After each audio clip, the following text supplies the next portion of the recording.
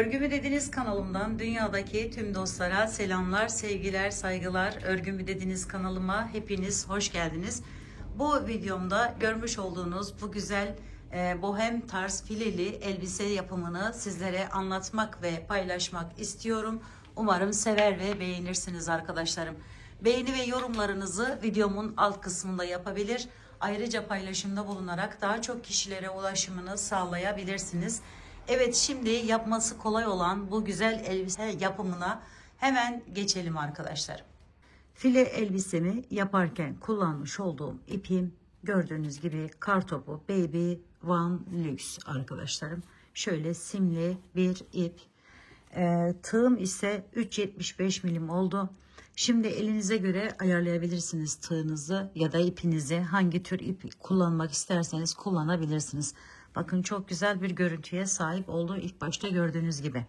Şimdi arkadaşlarım, burayı birazdan da anlatacağım size ama kime yapacaksanız onun bu etek alt kısmına gelecek olan yeri o kadar zincir çekmemiz gerekiyor. Bu zincirleri de 5 ve katları artı 2 şeklinde çekmemiz gerekiyor. Yani her şeyde bloğumuzda 5'er yere ihtiyacımız var. Şu boşluk ve şurası. Ben bunda bunu 36 beden kızım için yapıyorum. Bu şekilde devam edecek. 36 beden ama biraz büyük başlamamız gerekiyor. Yani bu etek kısmını özellikle biraz büyük başlarsanız böyle salaş bir elbise olacağı için böyle biraz yani normal ölçünüzden biraz büyük başlamanız gerekiyor. Evet, şimdi ben bunda ilk parçamda 87 tane zincir üzerine kurdum. 85 taneyi de 5'e işte bölünce 17 tane yerim var arkadaşlar. Şöyle 17 yerimiz var.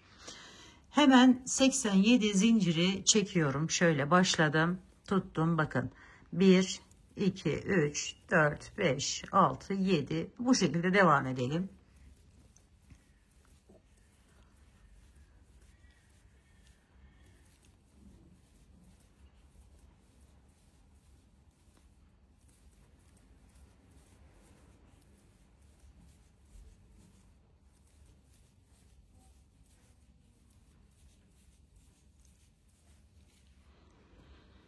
Bir de zincirleri arkadaşlarım gevşek çekin. Şöyle bakın. Gevşek gevşek çekin derim.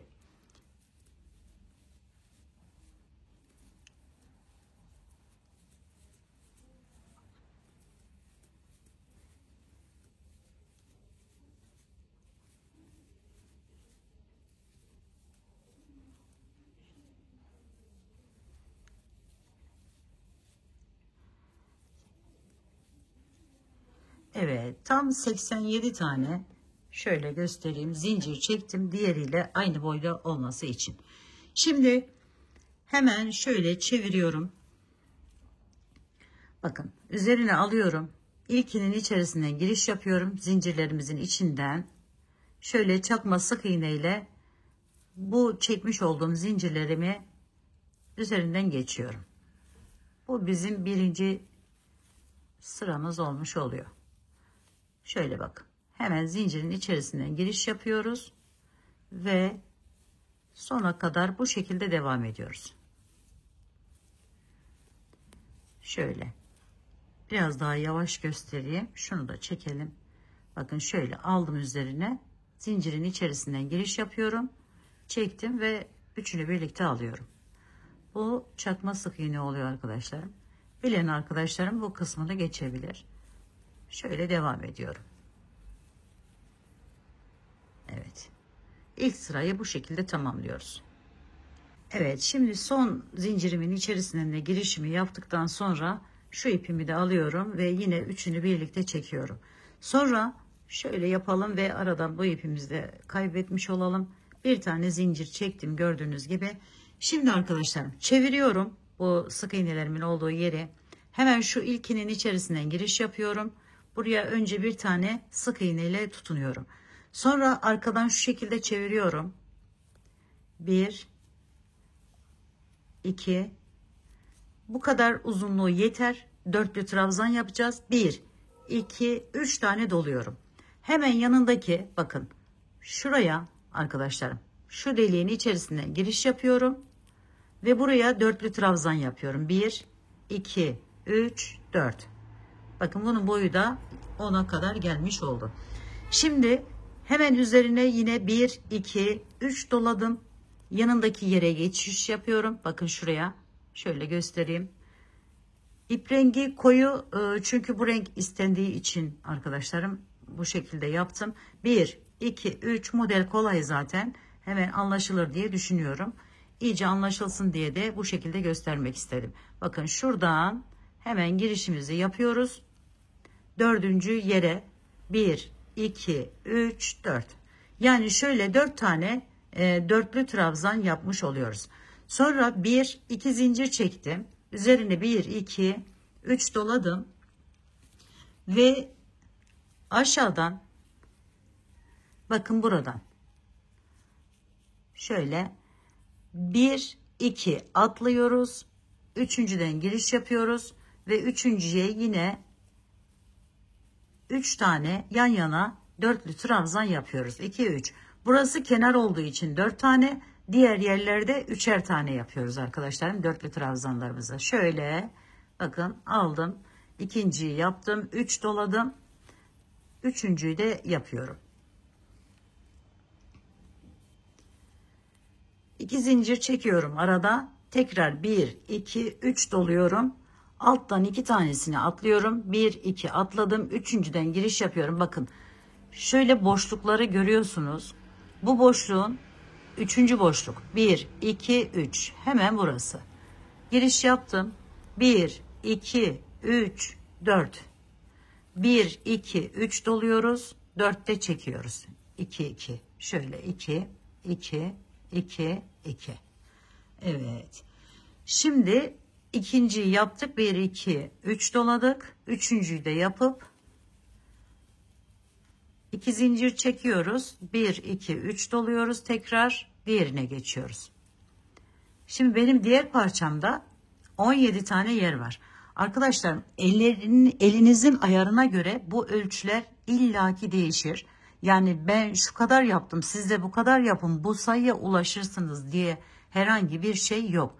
Şimdi bu şekilde bloklar yaparak, yani böyle dörtlü trabzanlarımızı yaparak bu sona kadar geliyoruz. Buraya kadar geliyoruz. Evet, devam edelim şimdi. 3 tane dörtlü trabzan yapıyoruz arkadaşlarım. 1 2 3 doluyorum. Hemen yanından girişimi yapıyorum ve şu şekilde tamamlıyorum. 1 2 zincir çektim. 3 doladım. Diğer bir yerime geçiyorum.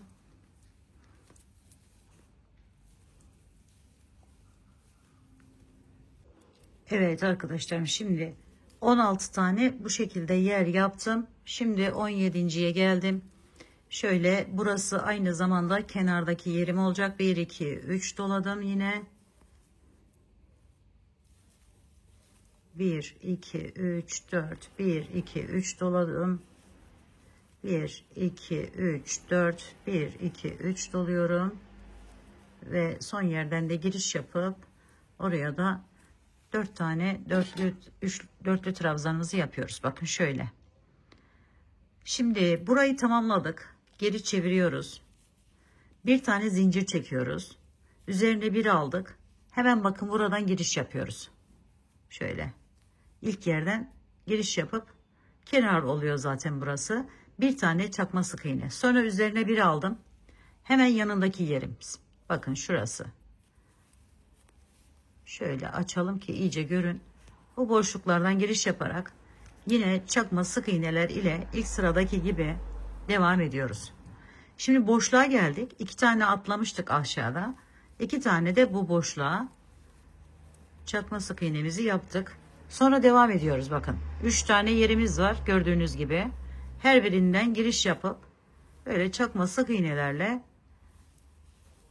arka kısmından iç kısmına geçiş yapacağız.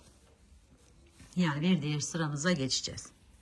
Şöyle devam edelim. 2 tane bu boşluğa yaptık. Şimdi 3 tane buraya çakma sık iğnemizi yapıyoruz. 2 ve 3. Boşluğa geldik. 2 tane yapıyoruz.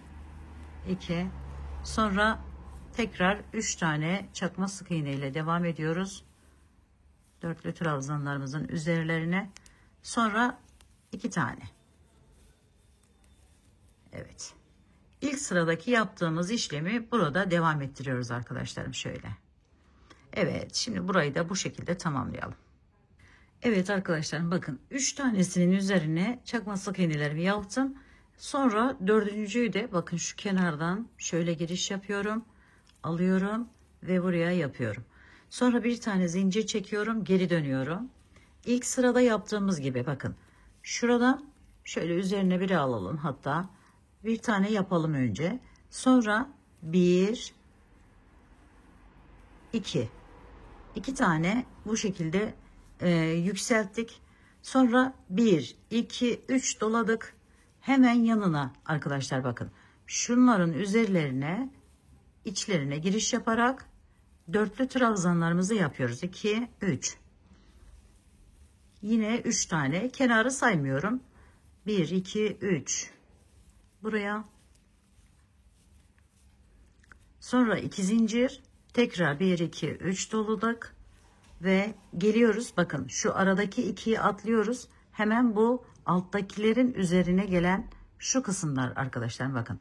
Şu ikisini atladık. Buradan giriş yapıyoruz ve buradan yine dörtlü trabzanlarımızı yapıyoruz. 1 yanına, 2 ve 3. 1 2 3 4. Evet, 2 zincir çektik. 1 2 3. İkisini atladık. Boşluk zaten belli oluyor. Hemen yanındaki yerden giriş yapıp yine bakın şöyle göstereyim iyice. 1 2 3 doladık. Buradan giriş yaparak devam ediyoruz. Şimdi benim arkadaşlarım, bu bloklarımın sayısı yukarıya doğru bele kadar olan kısma, yani şu mesafem toplam 21 sıra. Şimdi kime yapacaksanız boyunun uzunluğunu veya elbisenin uzunluğunu ne kadar istiyorsanız o kadar devam etmeniz gerekiyor.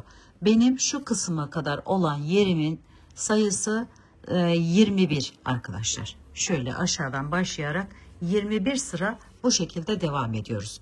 Yani bir sonra yine aynı burada yaptığımız gibi çakma sık iğnelerle geri geleceğiz. Tekrar üstüne devam edeceğiz. Ve bu her biri bir sıra olarak düşünürseniz şöyle toplam 21 sıraya gelince artık üst kısmının yapımına geçeceğiz arkadaşlar. Evet arkadaşlarım, şimdi alt kısmını gördüğünüz gibi burayı tamamladım. Toplam 21. sıradayım şu anda. Bakın bu 21. sırayı normal, bakın sık iğnemizi yaptık, çakma sık iğnelerle geldik. En sona kadar devam ettik. Buradan itibaren üçlü trabzan yapacağız bu defa. Ama hepsine uygulayacağız arkadaşlarım. Şöyle göstereyim bakın size. Burası ara yerimiz. Oralara da şöyle üçlü trabzanları uyguluyoruz.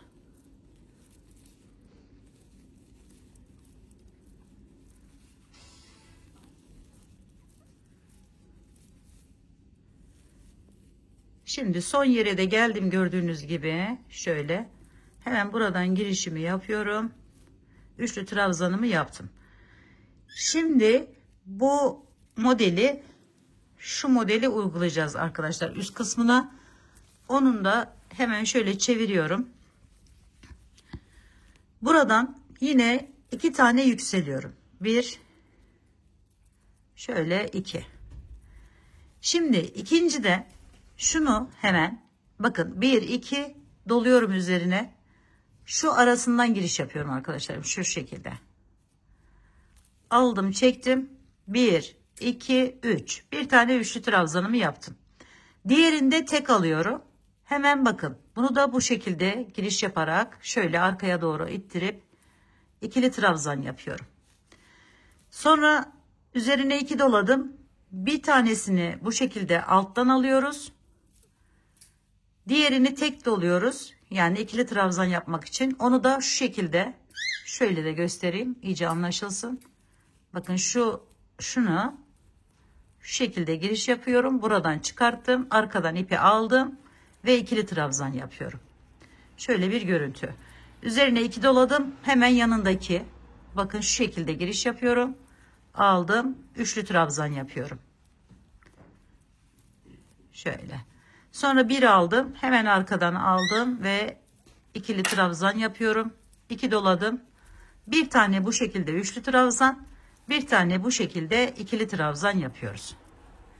Evet, bu sıra sonuna kadar bu şekilde devam edelim.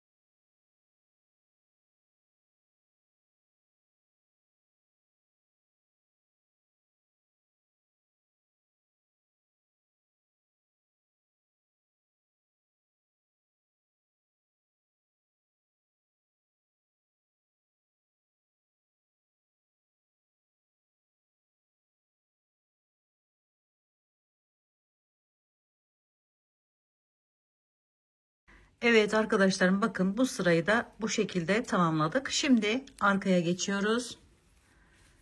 Şöyle aldım. 1 2. Sonra 1 2 doluyorum. Bakın arkadaşlarım, şu aralardan giriş yaparak 2 3 üçlü trabzanlar yapıyorum. Bu sırayı da bu şekilde tamamlıyoruz. Bakın hepsine alıp üçlü trabzanlar yapıyoruz.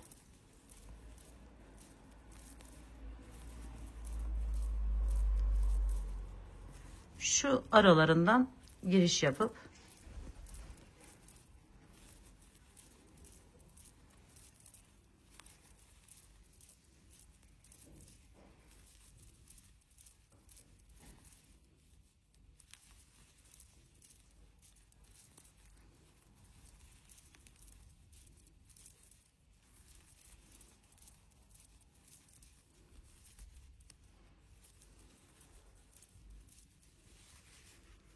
şu şekilde bakın. Burası arka kısmı, burası da ön kısmımız oluyor. Şimdi bu şekilde bu sırayı da tamamlayalım. Ve ikinci sıranın nasıl olduğunu da az önceki gibi yapacağız ama yine de orayı da bir daha göstereyim sizlere. Bu şekilde devam edeceğiz. Evet arkadaşlarım, bakın bu sırayı da bu şekilde tamamladım. Şimdi yine çeviriyorum şöyle. Yine 2 defa yükseliyorum.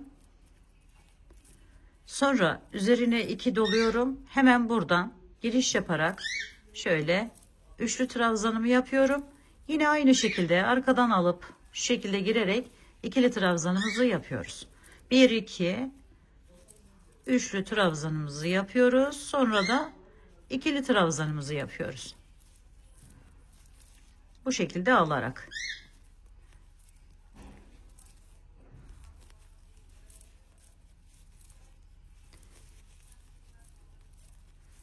Şöyle.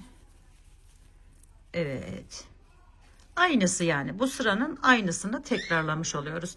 Bir sıra gelirken üçlü trabzanlarla hepsini yaptık. İkinci sırada bunları yapıyoruz. Bunu arkadaşlarım ben bunda 11 sıra şeklinde yaptım. Bakın şöyle göstereyim size. Şöyle 1, 2, 3, 4, 5, 6, 7, 8, 9, 10, 11. 11 sırada tamamladım bunu. Şimdi bunu da ayarlarken kime yapacaksanız, yani bu alttan gelenle aynı oluyor. Bu beliyle koltuk altı kısmı arkadaşlarım. Yani gövde kısmı olmuş oluyor burası. Bu yaptığımız yer şurası. Beliyle koltuk altı kısmı oluyor. Burası zaten alt tarafıydı. Şimdi burayı tamamlayalım. Daha sonra kol kısmına geçeceğiz arkadaşlar. Şöyle. Evet arkadaşlarım, bu kısmının da sonuna geldim. Bakın şöyle yaptım. Şimdi kol kısmına geçeceğiz. Ben kol için bunda 75 zincir çekmiştim. Aynı şekilde bunda da bakın sonu yaptıktan sonra şu kenarlık kısmına 75 tane zincir çekiyorum.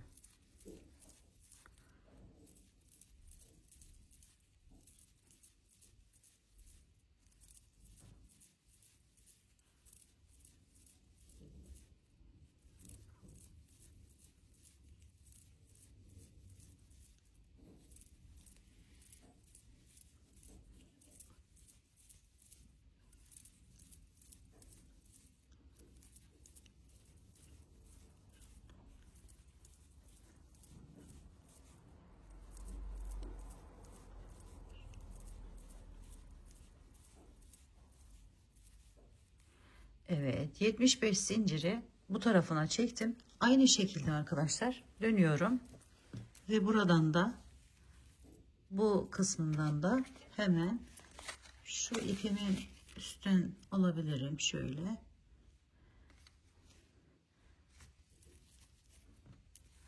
Bakın şu köşeden girişimizi yapıyoruz. Şu şekilde takıyoruz ve 75 tane zincir çekiyoruz.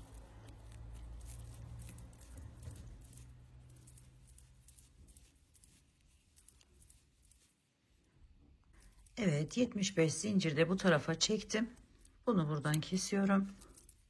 Şu şekilde yaptım. Şimdi bu benim ölçüm arkadaşlarım. Tabii ki de bu yapacağınız kişinin kol boyuna göre bunu ayarlama yapabilirsiniz. Daha küçük yapacaksanız şöyle daha kısa zincir çekmeniz gerekiyor. Daha büyük yapacaksanız da biraz daha fazla uzatmanız gerekiyor. Şimdi şu ana ipim kullandığımız modelimizi devam ettirdiğimiz yerimiz, oraya geri dönüyoruz. Şöyle taktım bunu buradan. Dönüyorum. Ve ilk başlangıç yerimizde yaptığımız gibi hemen üzerine alıyorum. İlkinden başlayıp bütün zincirlerimin içerisinden giriş yapıp çakma sık iğne yapıyoruz. Aynı ilk başa geri dönmüş olduk arkadaşlar. Şöyle alıp devam ediyoruz. Bu kısma geldiği zaman, bakın şuraya geldiği zaman yine şuralardan, şu kısımlarından alarak böyle hepsine çakma sık iğne uyguluyoruz.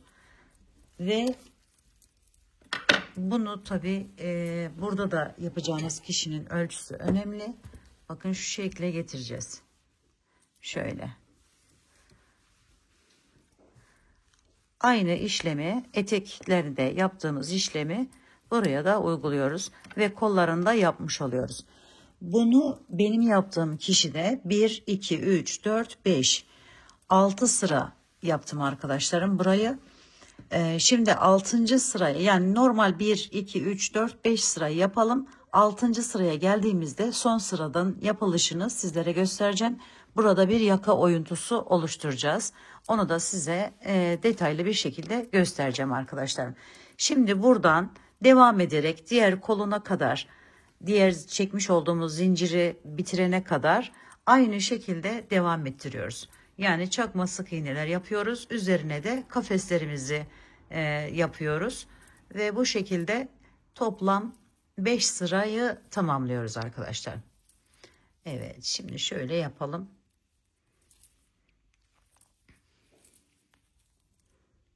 Evet arkadaşlarım, şimdi bakın şöyle göstereyim size. Burası 1, 2, 3, 4, 5, 6. sıradayım. 6. sırada kolları tamamladım. Şöyle 5 tane, yani benim ölçülerime göre 5 tane, şu ara yeri ise yine 5 tane yer bırakacağım. Burası yakası için. Diğer tarafta da aynı işlemi uyguladım. Şimdi bunu normal, bakın bu üçlü dörtlü trabzanlarımızı yaparak geldik. Şöyle göstereyim. Burada 2 tane zincir çekmiştim zaten. Şimdi 2, 3, 4 tane zincir çekiyorum. Ve geliyorum, bakın işaret koydum buraya. Bu kolun şu kısmından 6. yerim arkadaşlar. Şöyle Bakın 1, 2, 3, 4, 5. Burası 5. 6. yerin bu aradaki yeri atlayıp 4 tane hatta 5 tane de çekebiliriz buraya. Zincirimizi çektik. Geliyoruz. Yine üzerine alıyoruz. Ve bu çakma sık iğnelerimizin üzerine yine sık iğne ile geçiyoruz. Yaka oyuntusu oluşturmak için yaptığımız işlem. Burayı aynı hani arkadan gelirken çakma sık iğne ile geçiyorduk. Bu kısmını o şekilde devam ediyoruz. Şöyle.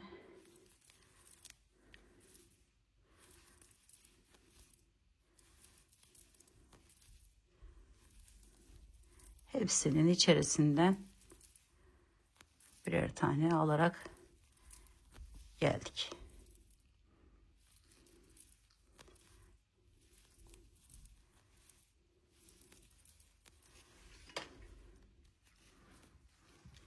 Buraya işaret koymuştum. Bu taraftan sayınca 6. yerimiz burası oluyor. Şimdi oraya kadar devam ediyorum.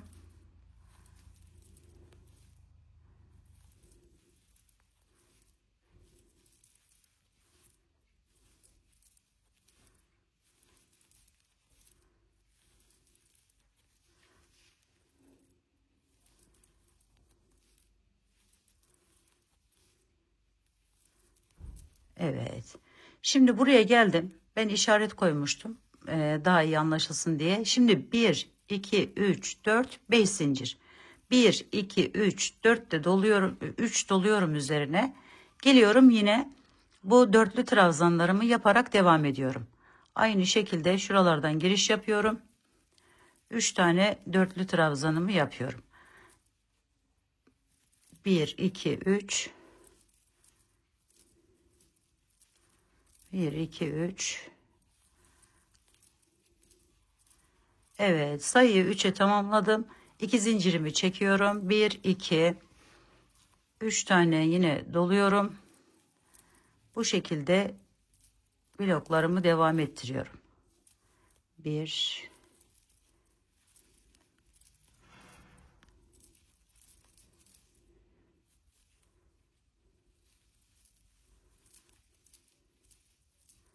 evet. Bu şekilde yapıyoruz. Geri dönüşte tekrar buraya geldiğimizde buranın üzerine yine sık iğneyle aynı zamanda burayı da çakma sık iğneyle devam ediyoruz. Ve bu parçamızı da tamamlamış olup ekleme işlemine geçeceğiz arkadaşlar.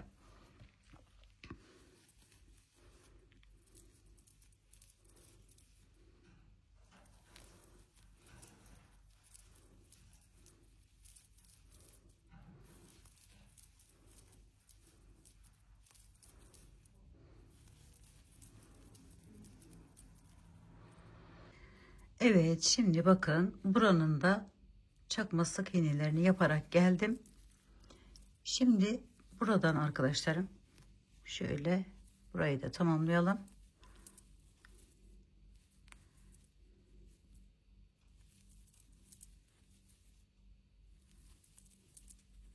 Şu yukarı çıktığımız zincirimiz, ona da 3 tane şöyle 1, 2, 3, hatta 4 de yapabiliriz bunu. Şöyle 4 tane çakma sık iğne yaptım. Sonra üzerine bir alıyorum. Bakın şu çakma sık iğnelerimin üstünü yine çakma sık iğne yaparak, ama bu defa bakın şöyle giriş yaparak arkadaşlar, iki aradan şu şekilde yaparak devam edelim.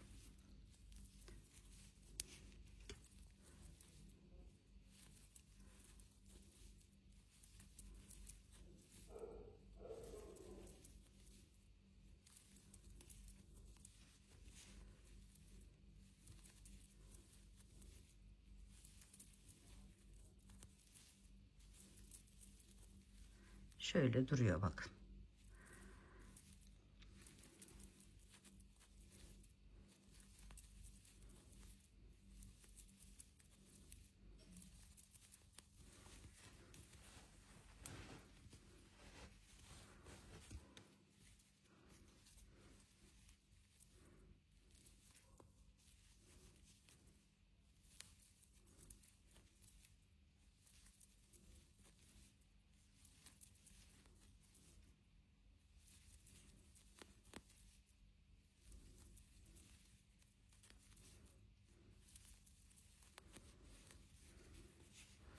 Şimdi diğer aşağıya indiğimiz yere geldik. Yine 4 tane çakma sık iğne ile devam edelim. 2, 3 ve 4. Şu şekilde. Sonra üzerine alıp yine bunların üzerine çakma sık iğnelerle tamamlayalım. 2 tane boşluklara, 3 tane de bunların üzerine.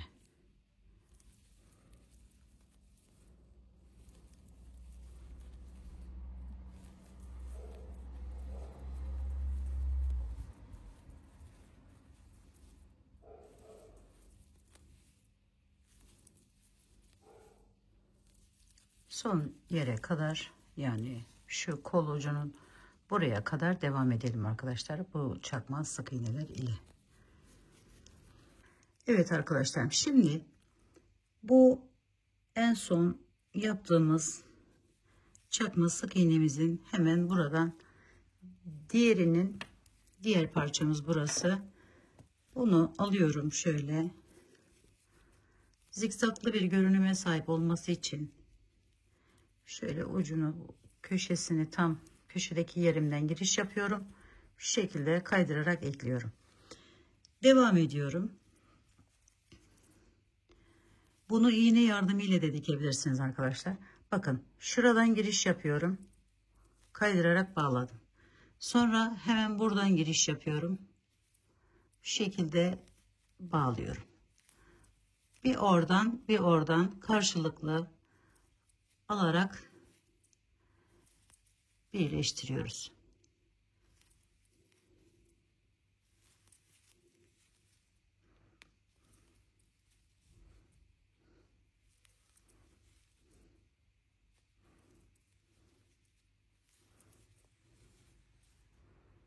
Dediğim gibi dikebilirsiniz.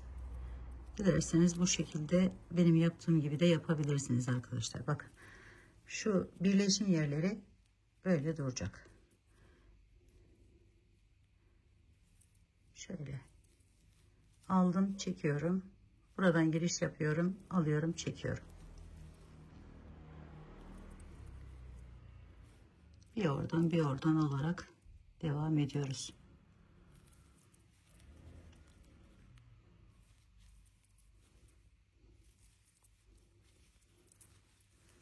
Şöyle bir görüntü oluşuyor arkadaşlarım. Böyle zikzaklı. Bu şekilde dediğim gibi, az önce gösterdiğim gibi bu işaret koyduğum yere kadar kolu devam edip daha sonra ön tarafından şöyle hemen yine çakma sık iğnelerle devam ediyoruz.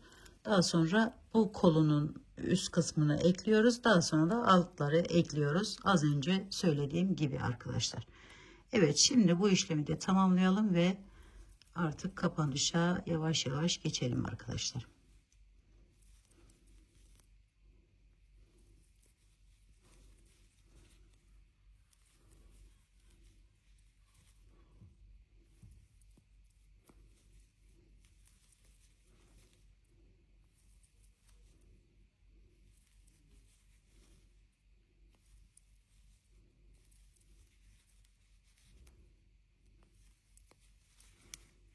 Evet arkadaşlarım, gördüğünüz gibi bu buraları ekledikten sonra şöyle şu kısmını da bakın şuraya kadar ekleme yaptım. Toplam 3 tane yeri ekleme yaptık. Aynı şekilde burada yaptığımız gibi. Bakın şu da ayrı bir görüntü ve güzellik kattı. Yaka kısmı da bu şekilde oldu. Şimdi toplamda 8 tane, ben sayı vermek istemiyorum ama 8 tane kullandım arkadaşlar. Yani 800 gram ip kullandım. Bir de şöyle belini mesela uzun gelirse şöyle yukarıya doğru çekip yapabilmesi için, toplayabilmesi için şöyle bir ip yaptım arkadaşlarım. Bu da bohem bir görüntüye sahip olmasını sağladı. Evet, modelimiz, elbisemiz bu kadar. Umarım sevmiş ve beğenmişsinizdir. Yapacak olan arkadaşlarıma şimdiden kolaylıklar diliyorum. Örgümü dediğiniz kanalıma abone olmayı, beğenmeyi, yorum yapmayı, paylaşımda bulunmayı unutmazsanız çok mutlu olurum. Bir dahaki en farklı, en değişik örgü model, teknik ve tasarımlarında görüşmek üzere. Hoşça kalın, sağlıkla kalın, Allah'a emanet olun arkadaşlar.